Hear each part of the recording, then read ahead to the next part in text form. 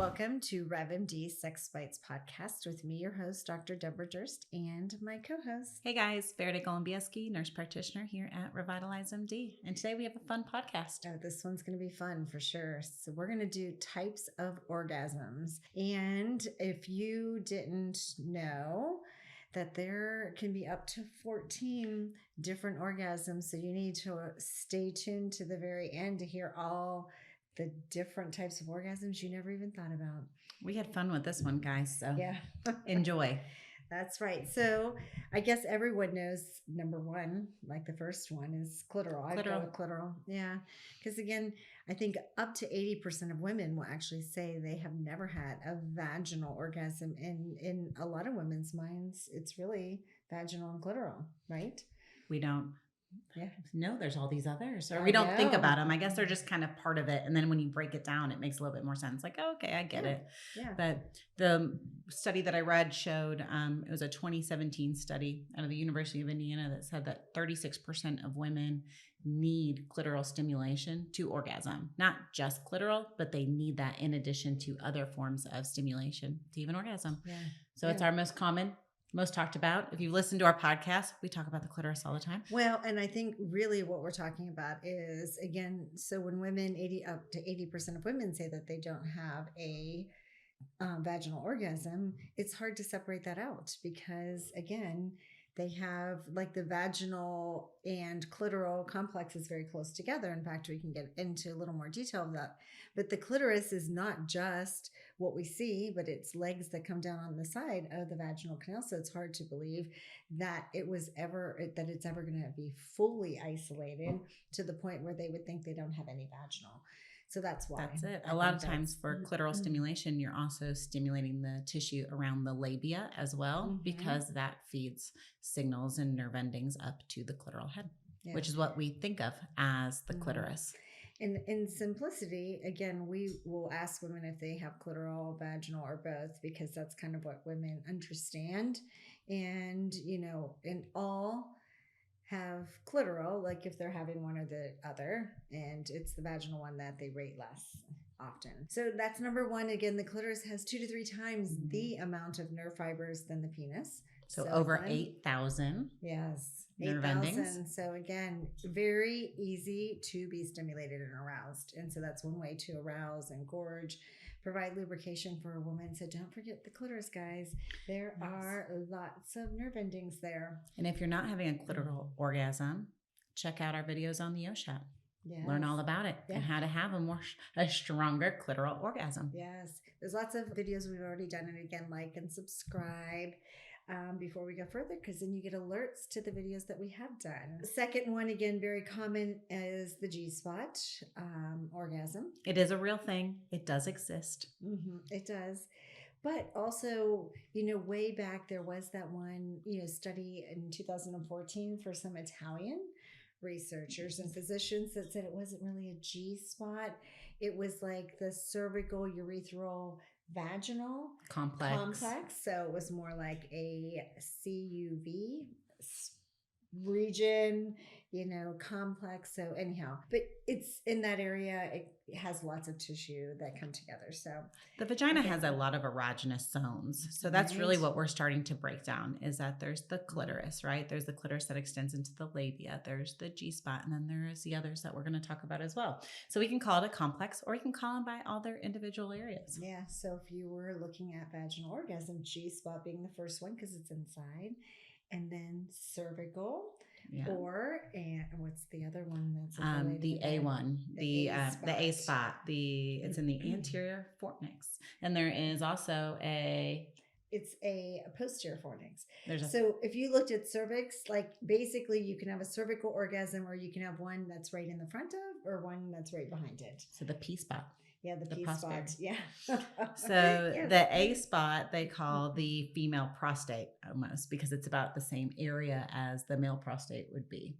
And so, like Dr. Durst was saying, either right in behind the cervix or right above, but high anterior is the A spot, and posterior is on the backside. Yeah. So don't forget about that depth of penetration with objects, self-pleasuring, or with your partner. And then again, there doesn't have to be a deep penetration if you're talking about the G spot, because that's only like 1.5 inches in.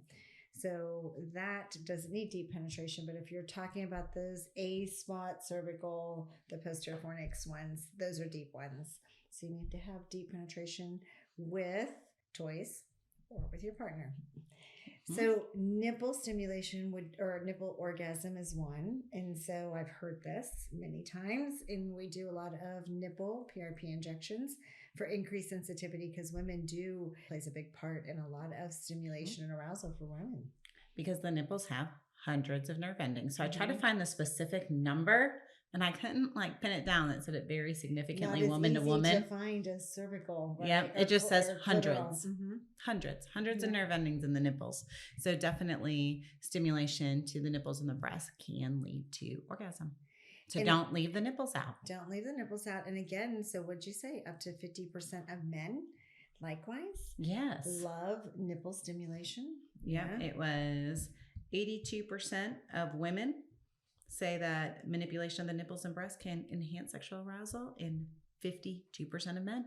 Yeah, and it's a big number. Those are big numbers, and that was in the Journal of Sexual Medicine in 2006. So it's not that really that old. I mean.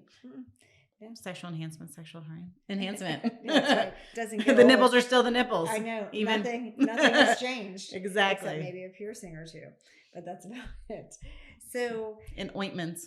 So we do when we do O shot or P shot. When we have PRP left, we will offer up a PRP injection to the nipples, both in men and women. And surprisingly, we have a really decent amount of, and I would say at least 50, if not more than 50%, will say yes with men. And sometimes it's a matter of just they definitely are saying that's something that's not part of what they're doing now, but are open to seeing what happens. It's either one of two responses, guys. We usually get no. Before we even get it out, no, yes. I'm good. Yeah. Or they're quiet enough that we can start having that conversation. But even those guys that say no, if they're coming back for a second P shot, usually we can get them then. They usually say yes then, yes. They've thought about it by then. But it's surprising how often they actually know what we're going to ask. And literally, no. I'll be like, do you want to have some PRP injection? No. Yeah. Under the net? No. How do you know no? You don't even know what I was going to say. You don't even know. Yeah. It may be the best thing ever. I know. And it could have been offering them money, and they had already said no. Exactly. I might have to do that from now and switch it up real quick. So anyhow, anal orgasm is another.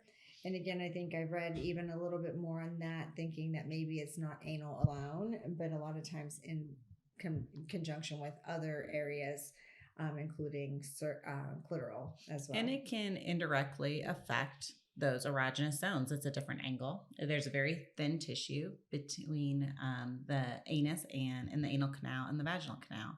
So it's even indirect stimulation to those erogenous zones of the vagina as well. Urethral or U spot. That one is new to me. I hadn't heard of that before. No, we guys, does that make you cringe? It makes me cringe for you. I don't know why, but everything just doesn't seem like that is a good idea. So I had not heard about that until now when we were researching for this podcast. But interesting, because I think that, when it comes down to that issue of squirting and all of that, that is not actually urine. I think outside area, urethral, clitoral, like outside maybe that's what they're talking about. More of a squirting, because they didn't say anything about that. So, and that's a real thing. And we'll talk about that at some point. And then there's some fluff ones after that. Oh, yeah. For sure. So breath or energygasms, that's one. And we've been going on an energy journey, so I try to keep a very straight face. Yes. I believe that there are people who have energy orgasms. I believe that's a real thing. Yeah. No, I'm not going to question it. Yeah. Like, we're on that journey, learning all about it. Yeah, so we'll figure it out. New. No, we're gonna find out. And I know that there's like lots of there were even some shows on Netflix about orgasms without touch. So that could be that energy that they're talking about. Was that with Gwyneth Paltrow? Was that Goop? Correct. Yeah. Uh-huh. Yeah. I caught some of that. Yeah. Yeah, so maybe that is more what they're talking about. And this is why we're exploring this stuff. It's 2023, and we're going to learn more about the energy aspect of sexual function, sexual healing, all the things. Sexual energy. Yeah. So mouth and throat. It's not an energy one. What do you think about that one, Verde? Well, I guess like the mouth I get, the throat. But you get it from the receiving? Receiving. Yeah, of course. Of course the receiving. Yes, but not the giving. Yeah. Right? Yeah, so, okay. I get part of that. I'm like, so come on and enlighten me on the mouth and throat.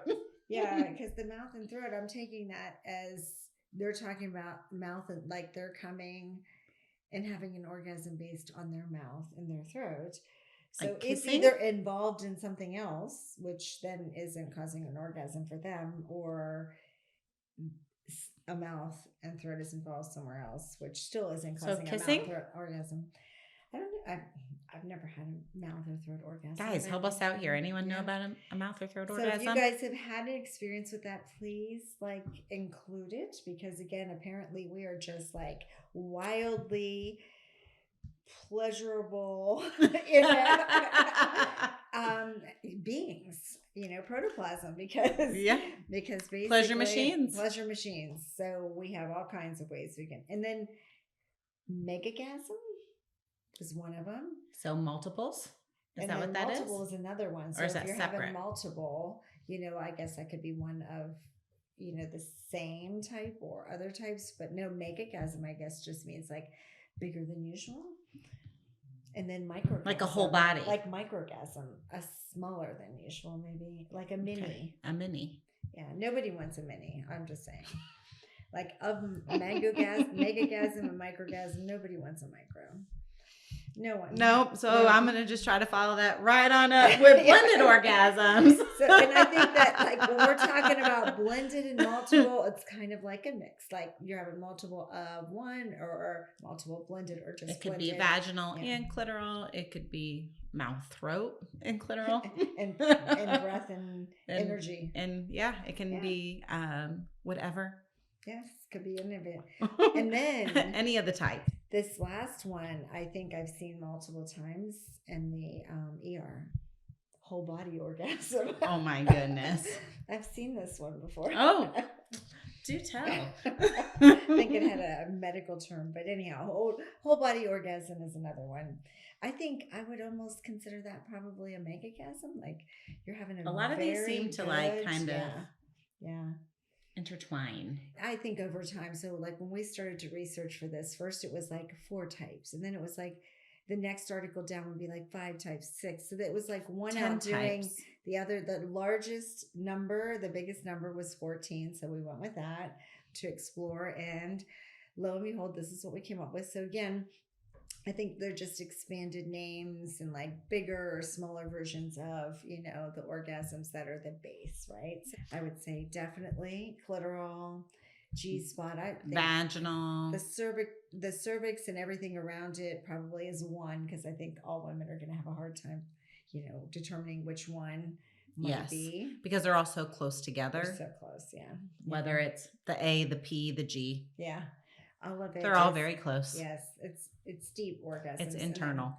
Nipple and, and again, I think, probably that anal, and then otherwise just a blend of all of them or multiple. But it was interesting to do the research and find that there were, I was so curious to see what the 14 were, but ultimately wasn't that. A lot of it's fluff. And a lot of them are combinations. Yeah. If you guys know of any orgasm types that we didn't mention, let us know if we left one out. Or if you never have know special suggestions on how to get to one or the other, the whole body or the energy, or, the multiple or blended experiences, anything you want to share, please do. Anything you want us to talk about, let us know, because again, subscribe and share. But don't forget that. You gotta subscribe and share. Yeah. But otherwise, we're here to revitalize your look, your health, and your sex life. Thank you. Thank you.